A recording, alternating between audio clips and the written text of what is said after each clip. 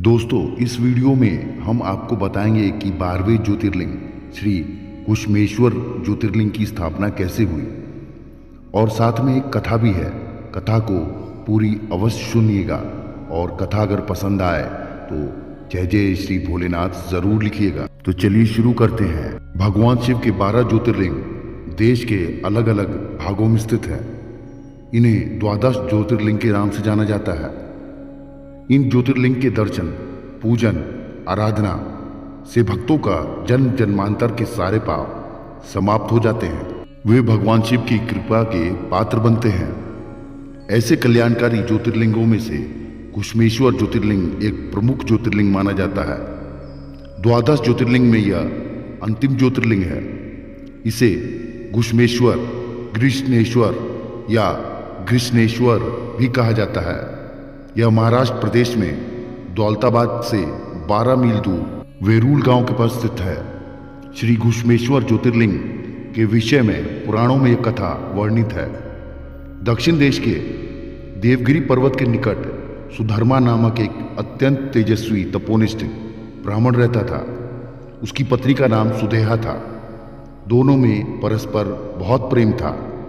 किसी प्रकार का कोई कष्ट उन्हें नहीं था, लेकिन उन्हें कोई संतान नहीं थी। ज्योतिष गणना से पता चला कि सुदेहा के गर्भ में संतानोत्पत्ति हो ही नहीं सकती। सुदेहा संतान की बहुत ही इच्छुक थी। उसने सुधर्मा से अपनी छोटी बहन के दूसरे विवाह करने का आग्रह किया।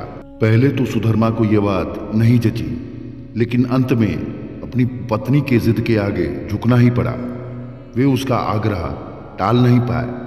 वे अपनी पत्नी की छोटी बहन घुश्मा को ब्याह कर घर ले आए। घुश्मा अत्यंत विनीत और सदाचारणी स्त्री थी। वह भगवान शिव की अनन्य भक्त थी। प्रतिदिन 101 पार्थिव शिवलिंग बनाकर हृदय की सच्ची निष्ठा के साथ उनका पूजन करती थी। भगवान शिव जी की कृपा से थोड़े ही दिन बाद उसके गर्भ से अत्यंत सुंदर और स्वस्थ बालक ने जन्म लिया। बच्चे के जन्म से सुदेहा और घुश्मा दोनों की ही आनंद की सीमा न रही। दोनों के दिन बड़े आराम से बीत रहे थे, लेकिन न जाने कैसे थोड़े ही दिनों बाद सुदेहा के मन में एक कुविचार ने जन्म ले लिया। वह सोचने लगी, मेरा तो इस घर में कुछ है ही नहीं, सब कुछ घुश्मा का है। अब तक सुदेहा के मन का कुविचार रूपी अंकुर एक विशाल वृक्ष का रूप ले चुका था। मेरे पति पर भी उसने अधिकार जमा लिया, संतान भी उसी की है। यह कुविचार धीरे धीरे उसके मन में बढ़ने लगा। इधर घुश्मा का वह बालक भी बड़ा हो रहा था। धीरे धीरे वह जवान हो गया। उसका विवाह भी हो गया। अंततः एक दिन उसने घुश्मा के पुत्र को रात के सोते समय मार डाला और उसके शव को ले जाकर उसी तालाब में फेंक दिया, जिसमें घुश्मा प्रतिदिन पार्थिव शिवलिंगों को अर्पित करती थी। सुबह होते ही सबको इस बात का पता चला। पूरे घर में कोहराम मच गया। सुधर्मा और उसकी पुत्रवधू दोनों फूट फूट कर रोने लगे, लेकिन घुश्मा नित्य की भांति भगवान शिव की आराधना में तल्लीन रही, जैसे कुछ हुआ ही ना हो। पूजा समाप्त करने के बाद वह पार्थिव शिवलिंगों को तालाब में छोड़ने के लिए चल पड़ी। जब वो तालाब से लौट रही थी, उसी समय उसका प्यारा लाल तालाब के भीतर से निकलकर आता हुआ दिखाई पड़ा। वह सदा की भांति आकर घुश्मा के चरणों पर गिर पड़ा, जैसे कहीं आसपास से ही घूमकर आ रहा हो। इसी समय भगवान शिव भी वहां पर प्रकट हो गए और घुश्मा से वर मांगने को कहने लगे। वह सुदेहा की घिनौनी करतूत से अत्यंत क्रुद्ध हो उठे थे। अपने त्रिशूल द्वारा उसका गला काटने को उद्यत दिखाई दे रहे थे।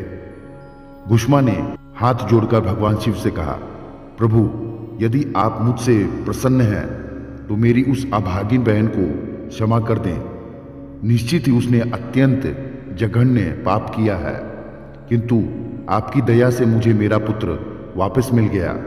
अब आप उसे क्षमा कर दें। और प्रभु, मेरी एक और प्रार्थना है। लोक कल्याण के लिए अगर स्थान पर आप सर्वदा के लिए निवास करें। भगवान शिव ने उसकी ये दोनों प्रार्थनाएं स्वीकार कर ली।